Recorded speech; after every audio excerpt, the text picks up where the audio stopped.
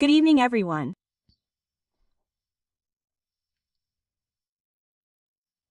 Another shock for you.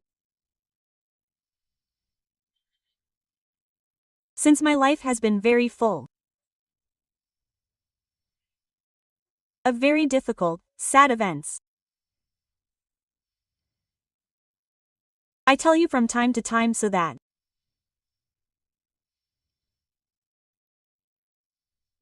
young people, mostly girls and men too, boys too, why not? They make mistakes too, in my opinion.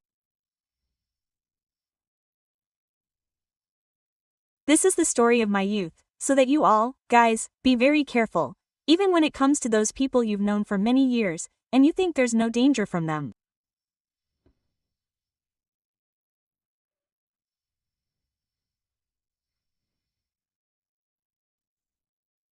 I always taught my son, cross the road in front of a tall, big truck, a KAMAZ, for example.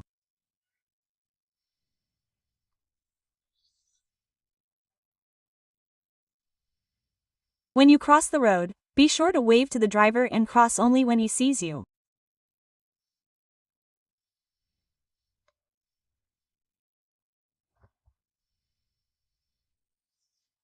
When your eyes meet, and he realizes that you're crossing in front of his huge truck, because that's called a blind spot.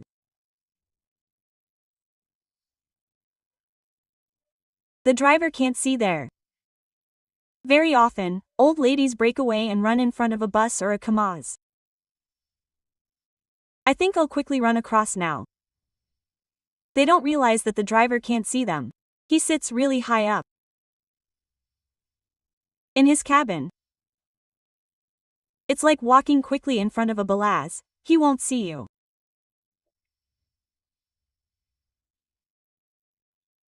And such cases always end in death.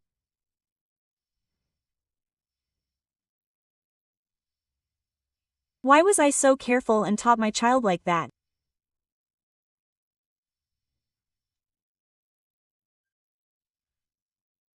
I turned it on, showed him how withdrawal happens, how a person dies from this nasty stuff, how these salt-crazed people behave. He didn't like it.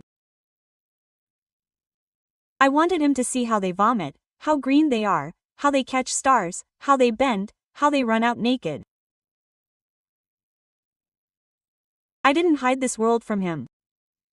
I didn't want him to wear rose-colored glasses. He needs to see it all. So that if someone suddenly offers it to him and says there's nothing wrong with it, he'll see it all flash before his eyes.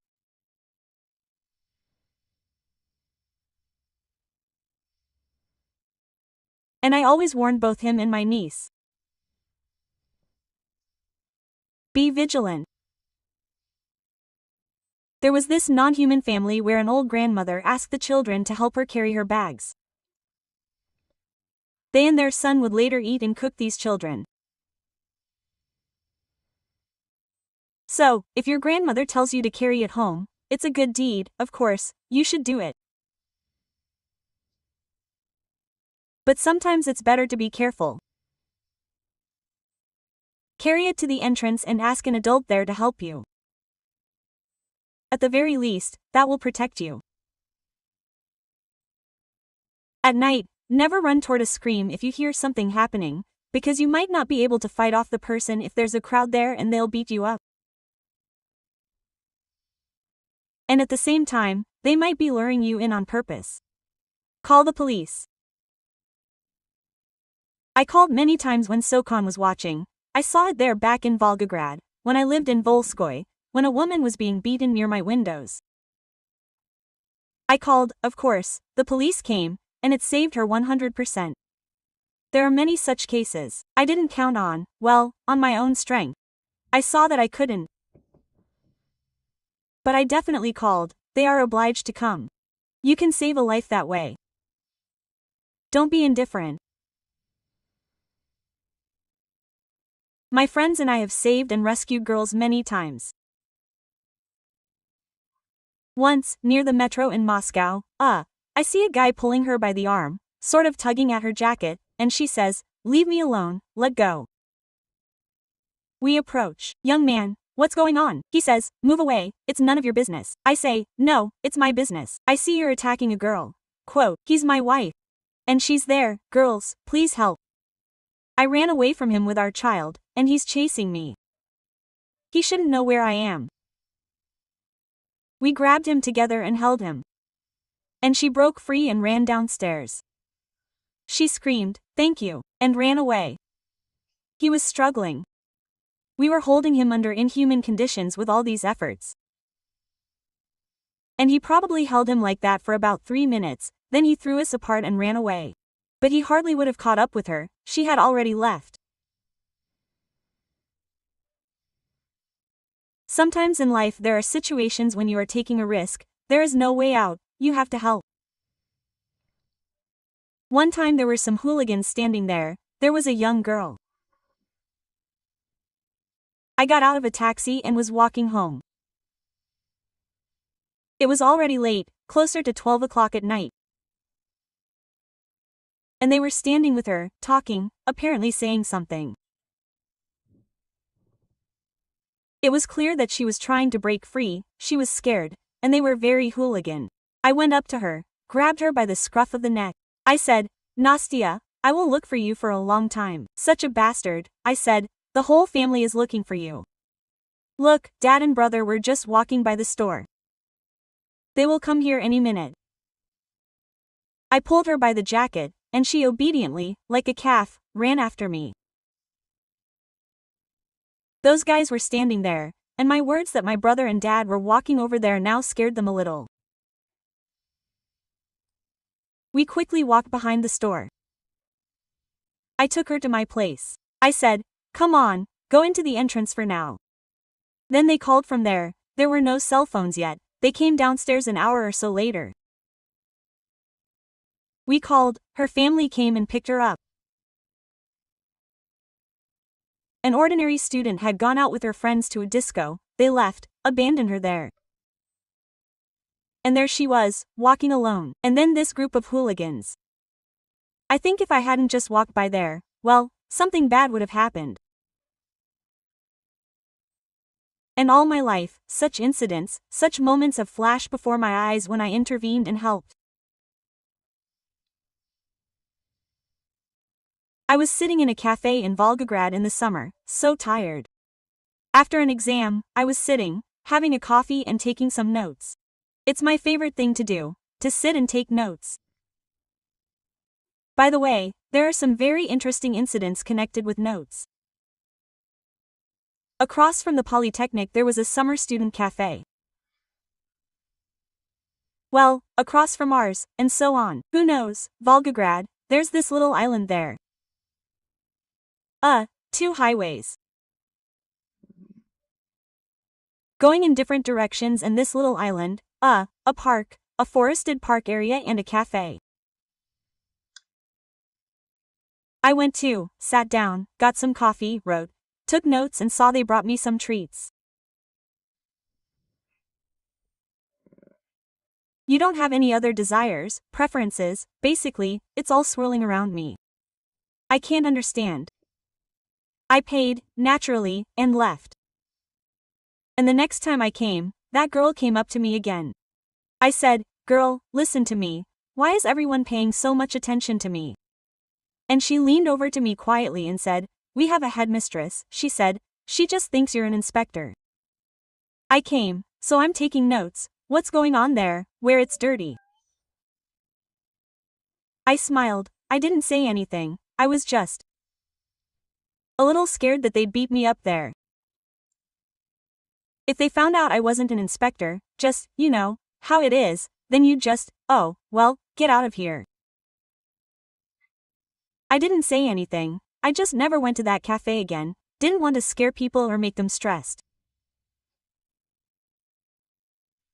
So, in Volgograd, there are embankments, well, in the summer there are always outdoor cafes.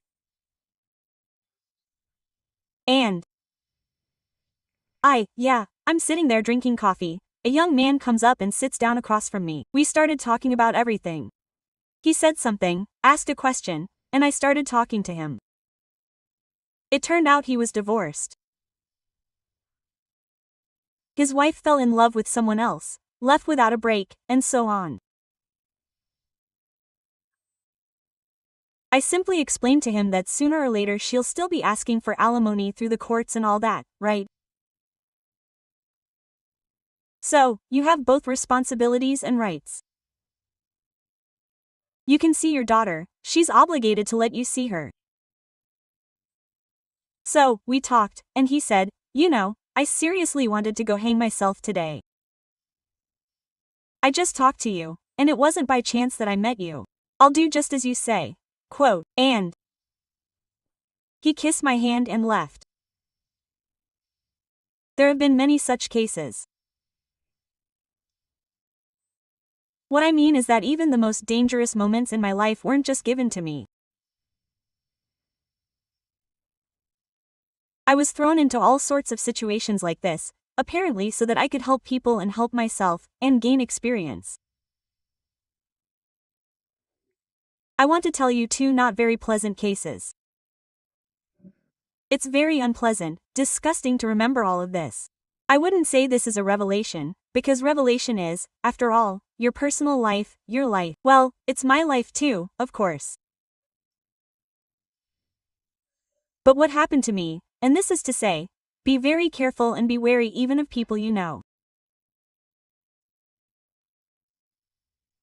You may not know what kind of double life they lead. It's like in a vampire saga. By day, a law-abiding citizen, by night, a maniac and a killer.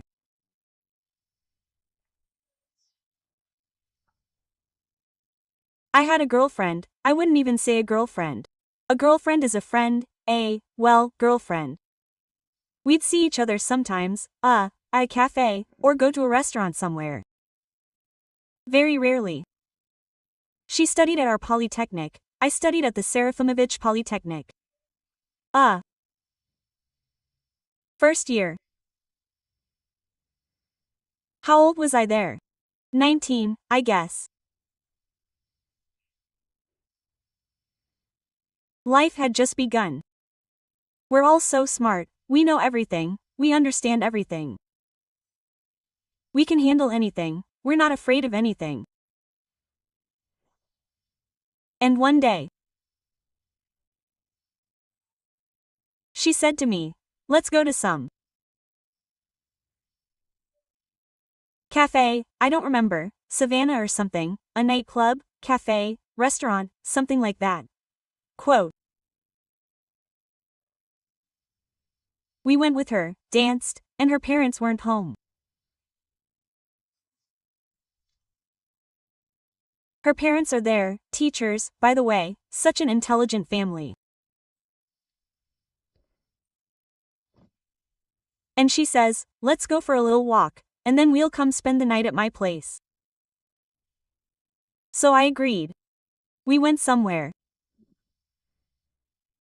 Yeah, and spent some time in this shroud. And, probably closer to 11, not very late, we returned home, drank tea, talked, and suddenly the doorbell rang. Her boyfriend, Alexei, came in. So tall, you know, like he reminded me of a stork. He's so awkward, so tall. A skinny guy, with long fingers. I don't really like men with long fingers. They're all so cruel. I don't know why. It's not that they have beautiful hands, manly ones, no. These long fingers, such thin long fingers, for some reason they're all like that. They all have a tendency toward this maniacal, sadistic thing.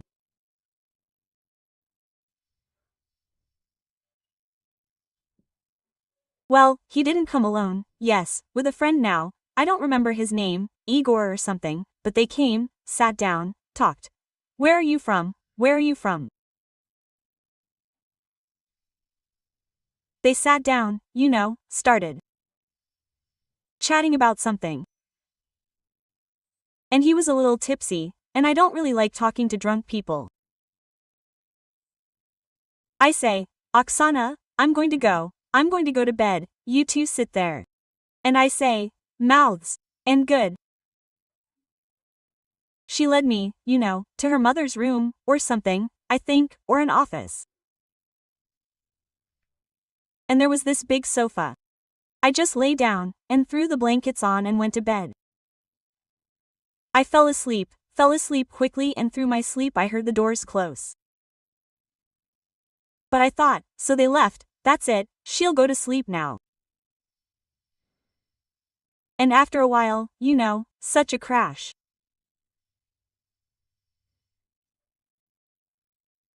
Something hit the floor with such force that the walls shook.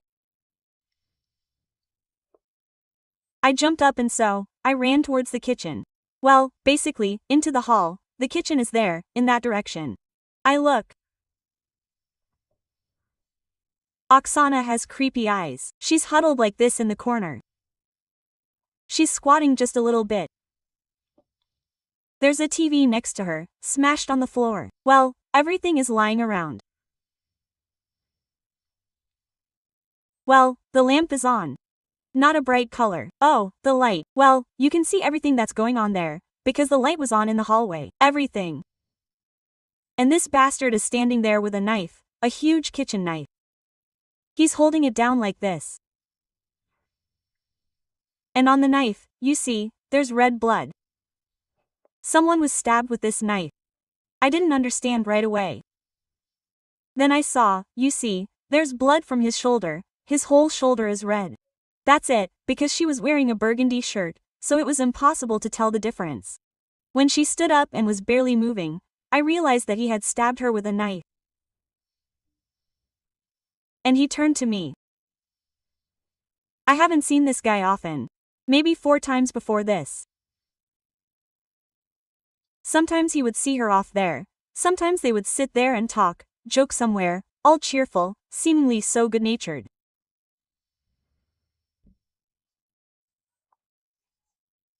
And when he turned to me, I just saw some kind of, from Chadiad, some kind of monster, a face distorted with anger. He apparently either forgot that I was there, or he was, so lost his mind that he didn't think about anything else. But he lunged at me, of course, with this knife. I recoiled, ran in that direction, locked myself in this room. But I understand that if I lock myself in this room, he will kill Oksana there now, simply stab her with this knife. Naturally, I couldn't take it anymore, I left there. He, you see, had already gone to her again. I started saying, Leosha, what happened? What's wrong with you? Let's talk. What happened between you? Why are you in such a state? Well, he didn't say anything, he mumbled something, and you, well, basically, insulted him and so on. I understand that if I now say to him, who are you anyway? This is, well, that's it, we're alive, we're not getting out of here. I started, Lesha, come on, sit down, don't get nervous, okay, crap with this TV. Well, she fell. Everyone has conflicts, guys. Everyone fights, makes up. We're not going to worry about it now, let's talk and so on. And he, basically, started calling her names, insulting her. It turned out that he was jealous of his friend. He kicked him out. I don't know if they fought or not, I didn't look into it, but he kicked him out. And then he took a knife and lunged at Oksana. And since he stabbed her, and she, in her stupidity, said that she would file a complaint against him and they would put him in jail, he decided that we would not leave there alive. He had already stated his plan, what he would do. He said, I will kill you now. And burn down the apartment. He was completely serious about it. We just saw that he was a very determined guy. So I slowly approached her, started to lift her up and saw that her shoulder was really red and covered in blood. Well, the blood was flowing, it didn't stop, she was already losing consciousness. I saw that she was unwell. I was afraid to whisper something. That he would think that I don't know, was saying something, hinting to her. He turned around, he didn't let go of the knife, he was pacing back and forth around the room, swearing, Phil, you are all such creatures. You just want to get over someone. You don't think about anything else except this. You all need to be slaughtered there. And so she screams and walks around the room like a tiger in a cage, or rather, like a jackal in a cage. I'm holding her. Which means she's already unwell. I say, Leosha, please leave. I'll call an ambulance, because she's going to die. I'll say that she cut herself, that she fell, basically, broke the TV, cut herself. Get out, please, get out. Just leave and that's it. No, you'll report me, I'll go to jail. I don't want to go to jail because of you. You'll file a complaint against me. I say, nobody will write anything, and the police are like that now, they don't do anything, who needs us anyway? They won't even listen to us. I started to persuade him, he turns his back to me, I draw runes on him. I won't say this rune stab. And you know. I'm saying, they didn't just throw me headlong into all this. I genuinely started to see fear creeping up on him. And this determination was starting to turn into this cowardice, this terrible state. And he seemed to want to do something, he went and swung the knife, raised it like this, held it over us, and walked away. In short, I said, let me put Oksana on the couch. She's not feeling well. Okay, he agreed. I lifted her up slightly and laid her down on the couch. And he turned away. He talked and talked, waving the knife like a pointer, saying something, showing something. And at some point, I had the brilliant idea to snatch the knife from his hands. I lunged at him to snatch it, and grabbed the blade.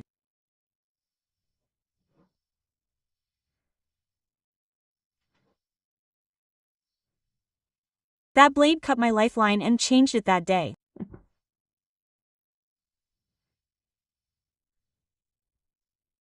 I still have that scar. I don't even know if it will be noticeable. I doubt it will.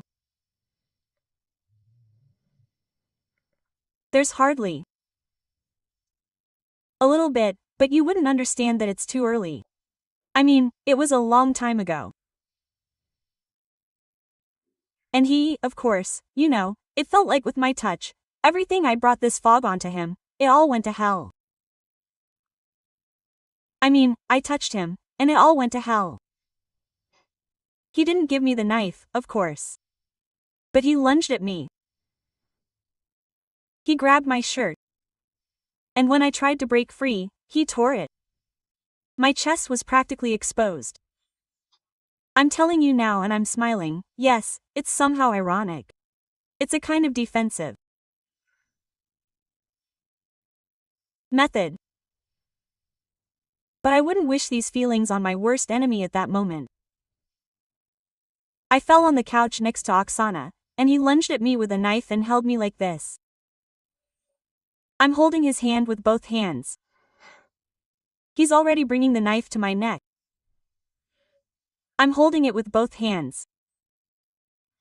With one hand he's trying to stab me, and with the other he's punching me in the face, in the head. That's where I ended up.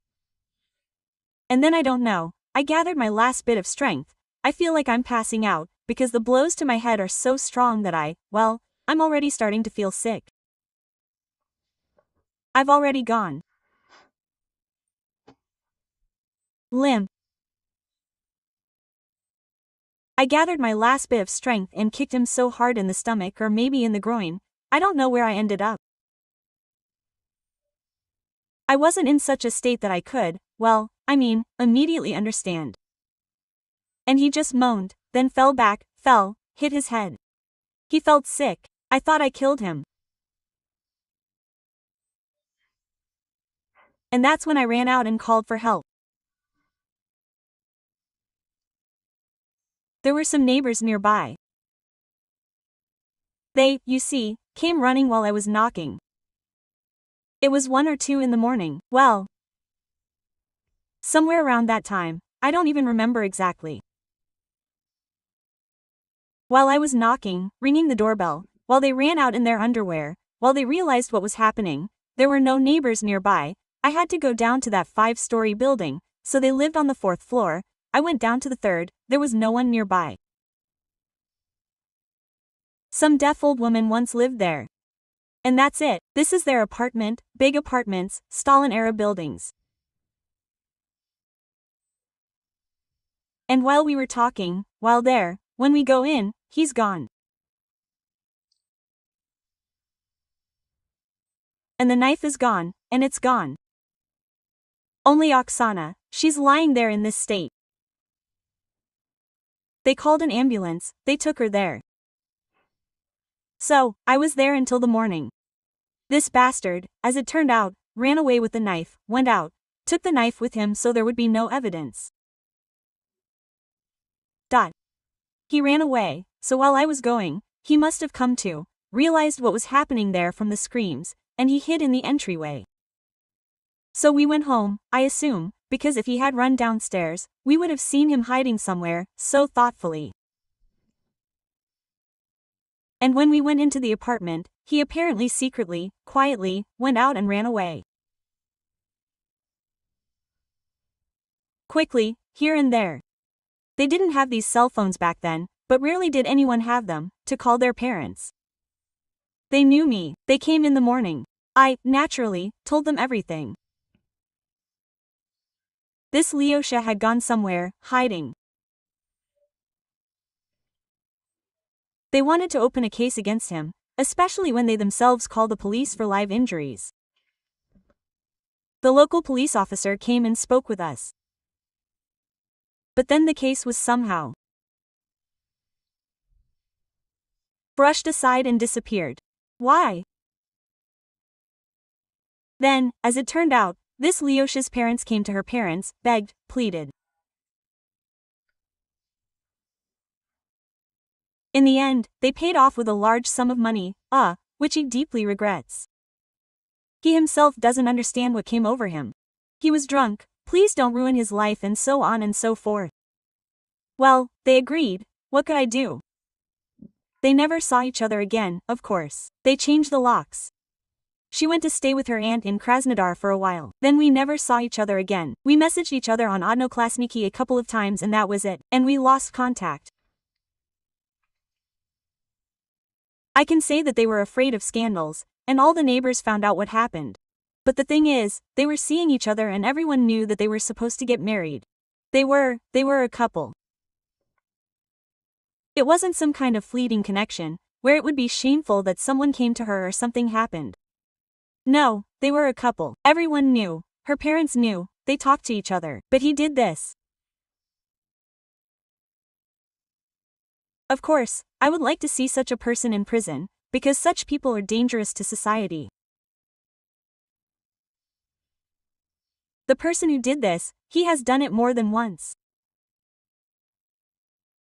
And I remember him talking about his plans, that I, would finish you off and burn down the apartment. You see, he had it all thought out. He had it all thought out down to the last detail. So, he was sitting with them at the table, already planning in his head what he would do, how to do it all. If I hadn't hit him and he hadn't hit his head on that door or whatever the wall was, I don't remember. Well, there was a door, a frame, and he hit the frame. If he hadn't lost consciousness, and I hadn't gone out to ask for help, he would have simply taken us one by one. She was already dying. She was done. If she hadn't arrived there soon, within 15 minutes, she would have been gone. And I, of course, am no obstacle for him either. A 2-meter tall man, physically strong, with a knife. What will I do? Nothing. So, my friends,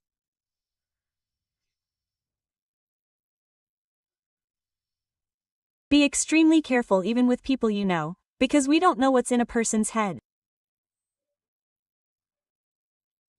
They can pretend to be good for a very long time. Then we find out he was such a monster. After all, the life of maniacs and serial killers, and his relatives don't know about it.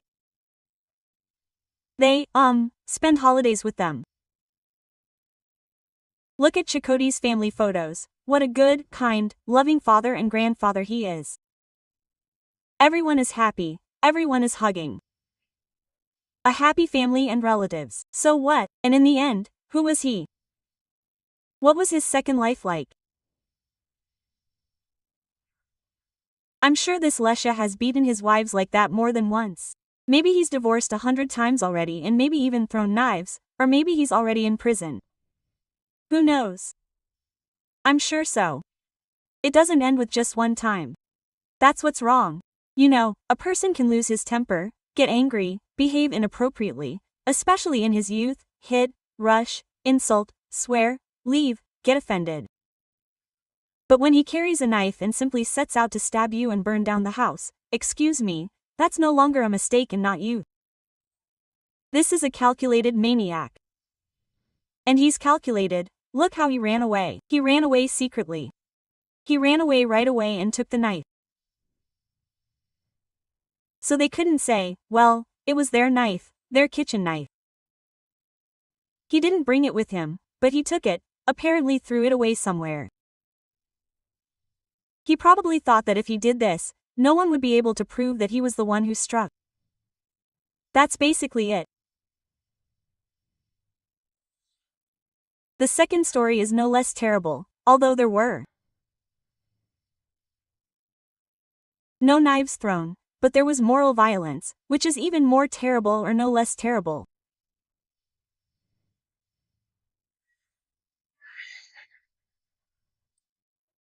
When I signed as a man, so that my child would have a last name, I took care of him. Moreover, I paid off his endless debts. I don't understand how you can collect debts while sitting in prison, but these people collect some kind of debts there. He wasn't a gambler, he hadn't been there once in his life, he gambled, and then he told how it ended for us. Well, I don't know, he took out debts there for something. In general, he had a very good, close friend, as he thought. A gypsy named Jan, just like in song. I love a gypsy, Yana. Yana. My wife was Russian.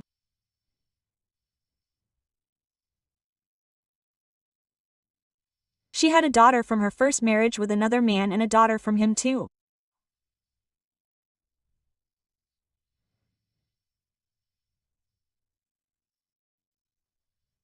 He was in prison at first when I went on a date. We met there, both she and he, we were sitting there, talking. Then she started calling me, these cell phones appeared. It seemed like normal human communication. She invited me to a birthday party once. Then, when he got out of prison, this one was still in prison. I was invited to this party, and all that. I went there with a gift. Everyone there was like, oh, you look like us, you look like a gypsy, you're all like that. Anyway, they were circling around and something went missing there. And I basically looked and said where everything was and how, who did it and how. They all looked at each other, and this Yana's brother says to me, listen, you don't want to work, I can open an office for you there in Volgograd? I say, no, thank you, I don't like such things. offices there, these salons. I say, it's given to me, and I kind of know how to do it, I know. I don't want any offices anywhere, or to work with anyone, or anything. No, why not? Well, basically, they saw a talented person in this regard, they couldn't tear themselves away, they turned the whole thing into a joke.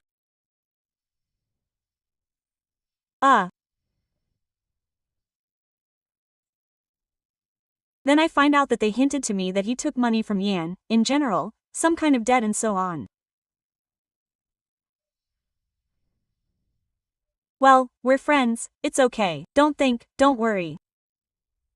I'm just saying, I say, why did he take the debt from you anyway?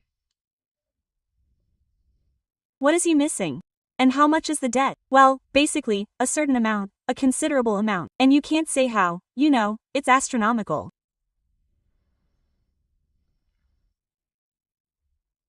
Well, it was quite a lot, especially when I was looking after my child and generally working, of course, but not at an official job, just writing these theses, coursework, sometimes substituting for someone at school.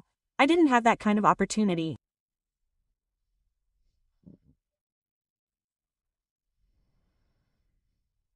But I started thinking about how you have to repay your debt to people. If they're hinting, it must be somehow ugly.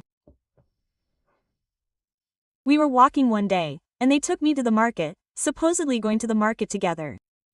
Now my sister is supposed to buy something for me there and will come. I'm sitting in the car, waiting.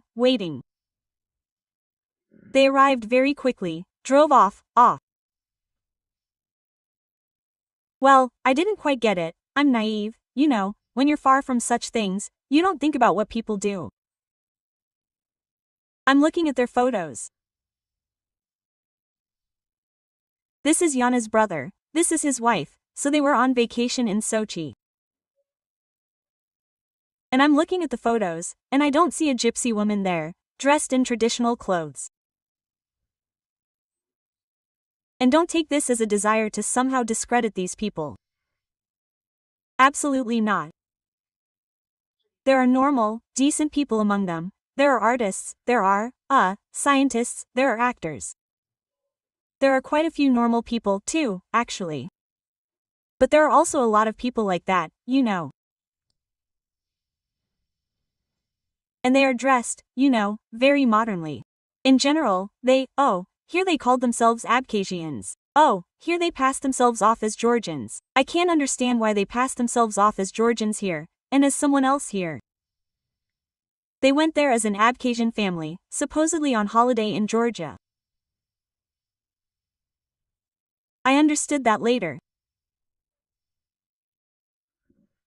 So, we went to the market a couple of times, back and forth.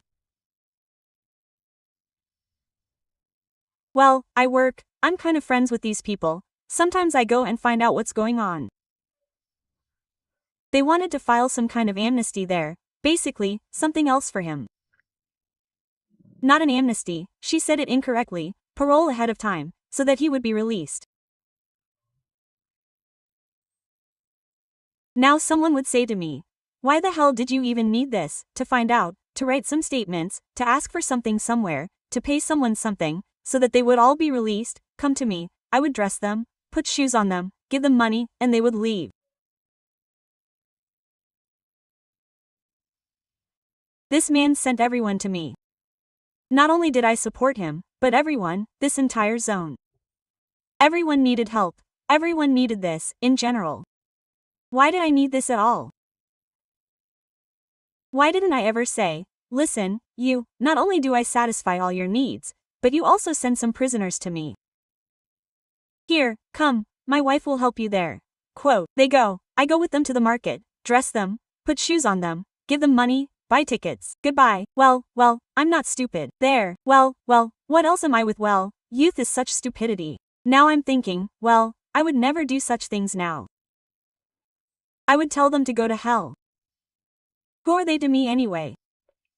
Who are they and who will remember this? And why do I need this? They have their own relatives, close ones, let them call and help them.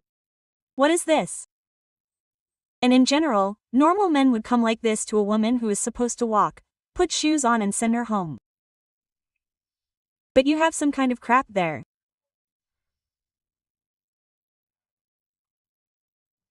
Upon release, it's called a wolf ticket, that you have the right, that is, at a certain time for some amount of money calculated to buy a ticket to get home. And the state seems to provide such an opportunity. So, I come to home. To this Lena, and her mother, who treated me very well, she says, "Come here." Yes, they went somewhere, she to me, "Come here." I say, "What happened?" And she says to me, "Listen, you seem like a smart woman. I see that you are either an idiot, or, damn it, you don't understand." Quote, I say, "What are you talking about?" "Well, what do you mean?" Quote, she says, "Now I'll show you what I mean." She brings me a huge bag, like a sack, and turns it over right in front of me on the table. And what do you think falls out? Phones, wallets, watches. She says, "Do you know what this is?" I say, "I don't know, maybe you sell all this?" "Who sells it?" Quote, she says to me, "Were you at the market with them yesterday?" I say, "Yes, this is your loot." I say, "I mean, my loot." "Well, where are you? Did you go with them?" I say, "No, I was waiting for them in the car." "Do you know that if they catch all of you, they won't be interested?" "Were you waiting for them in the car or did you go with them?" I just felt like someone had poured boiling water on me. I was shaking. I was shaking all the way to my fingertips. You know, I don't even know how to explain this situation. I felt so disgusted. I felt so dirty, just a dirty creature, the likes of which you'd have to look hard to find on earth. I say, "Are you serious?" "I'll tell you again." Quote, she says, "And I'll tell you again." So, Jan says, "They didn't just take you there for no reason. Next time they'll teach you and make you do it." I say, "They'll make me do it, yes, because you owe them. They said your husband owed them some money." I say, "Are you seriously joking right now?" "Well, in a few days you'll find out for yourself." Quote, you know, I felt sick. I felt like an accomplice to a crime. Of course, I didn't know what was going on and what they were doing. But the fact that I was present in that car, sitting. Why they took me there, I don't even understand. I don't understand. Maybe they just took me there so there wouldn't be any suspicion that, well, I seem to look normal, I'm dressed. I don't know why.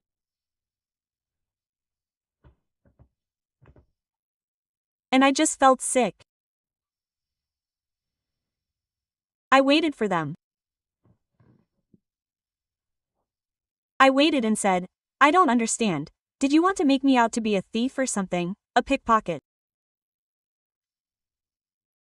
I said, "Do you seriously think that I'm the kind of person capable of that?" And he said to me, "What the hell, aren't you going to do it or something? Do you know how good I am at breaking bones?" Quote, he says to me. I say, "Dear man, if you come within a kilometer of me again, I don't know what I'll do to you." I tell him I never want to see you again in my life. I get up and leave, and he says to me, "What about the money?" I said, "I'll bring you the money in a few days." I went home, grabbed everything I had, took it, and went to this book. Some of the money was from the children's savings. In short, it accumulated there. I took it to the last kopeck and gave it to them.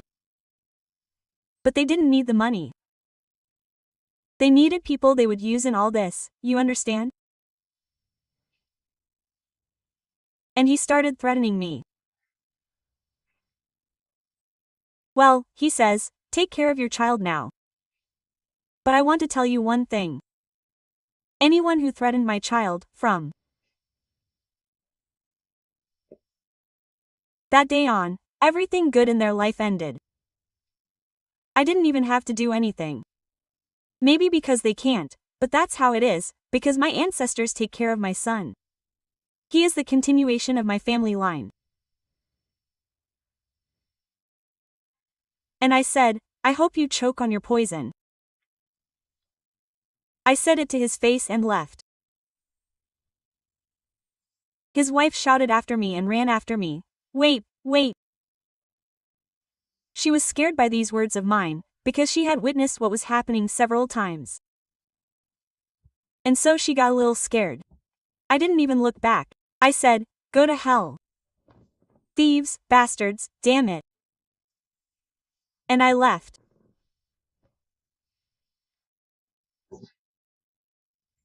I came home. I got sick because of this.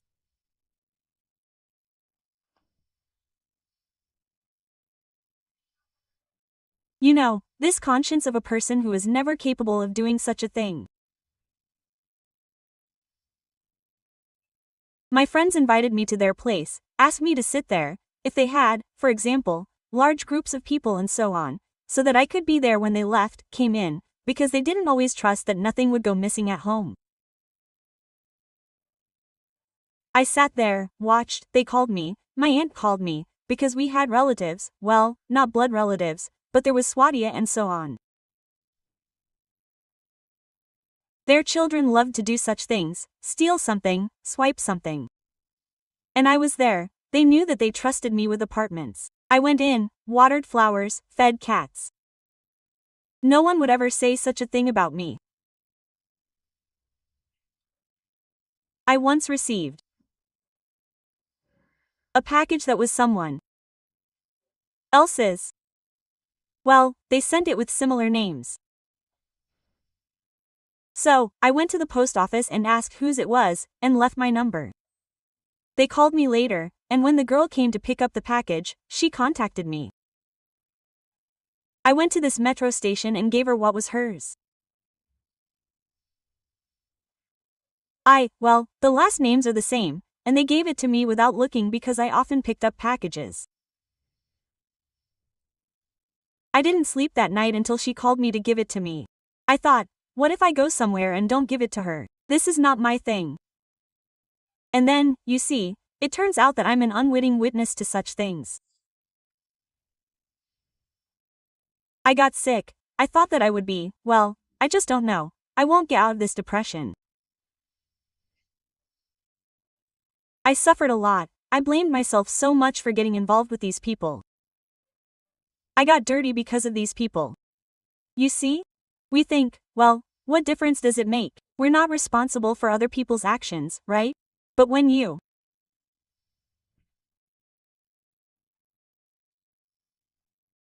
come into contact with such filth, you get dirty too, and bad things happen in your life because these people have a lot of this devilry behind them.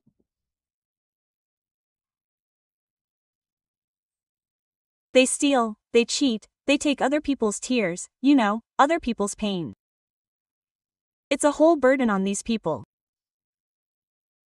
And you, if you're friends with them or just talk to them, communicate, and so on, you think that all this is transferring to you too, and your life also begins to break down, to crumble, because you have some kind of contact with them.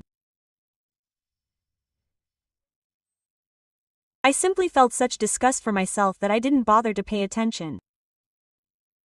Now you understand why they play Georgians somewhere, Abkhazians somewhere else, and someone else somewhere else. Because if they say who they are by nationality, it's unlikely that anyone will be there next to them. They'll leave their bags there or be friends. They befriend people, gain a tourist's trust, or someone else's, and then, I don't know how. Maybe they mix something in the drink or something.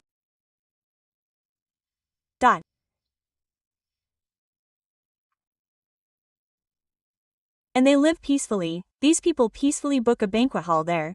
Children dance, I don't know, families, it's a normal thing. Nobody sees anything wrong with it. I mean, well, so what? Well, work. And they sit and talk all the time. So, we went to Ukraine, this Gajo there. When we were working there at that market, when we were working, well, we were working at the market, I think, well, these people are selling, like, they were also in the gold business.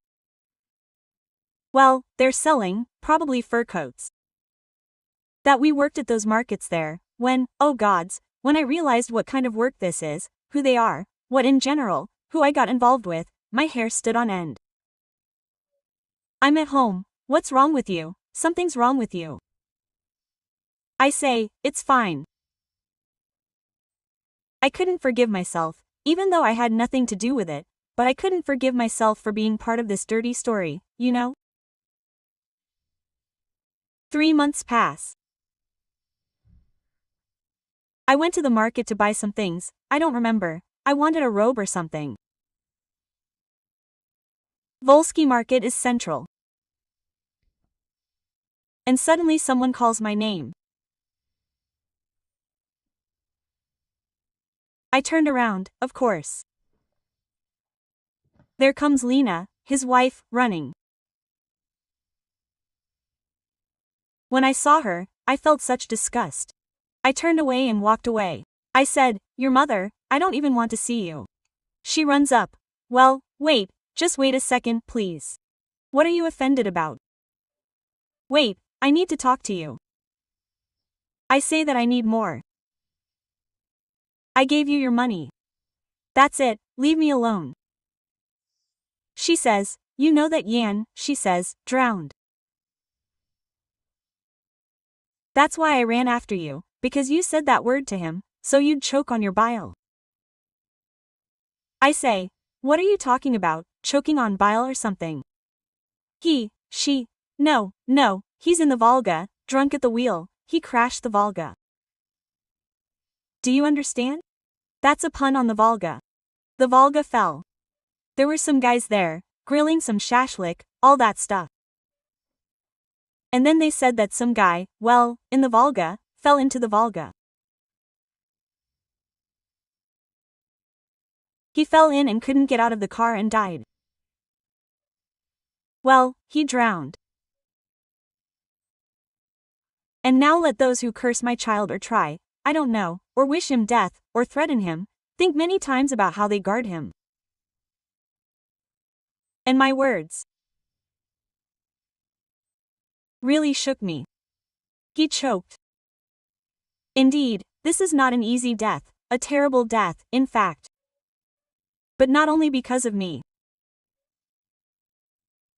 I simply realize that the universe brings me to those people, or these people to me, when the cup of patience is already full, overflowing, and about to spill. At that moment, they meet the witch. And the last drop drips from above when they offend her. And that's it, and then the reckoning begins. Reckoning for the tears of those deceived people. And then there's what he was in prison for. He's not a saint either. Robbery, and all sorts of things, my friends.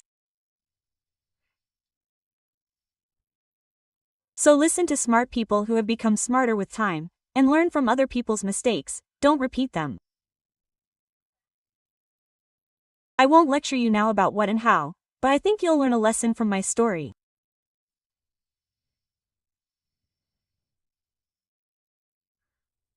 Sometimes, in these words of Mara Khayyam, it's better to starve than to eat whatever comes your way. And it's better to be alone than to be with someone you find yourself with. Think many times, don't ignore certain signs. Research the lives of your friends thoroughly. Learn about them, who they are, what they're like, what they're known for. People have been in prison, be it for poverty or even jail, that's a given. But what were they in prison for and why? That means a lot, and much more besides. I wish you all the best. Take care of yourselves and all the best. M.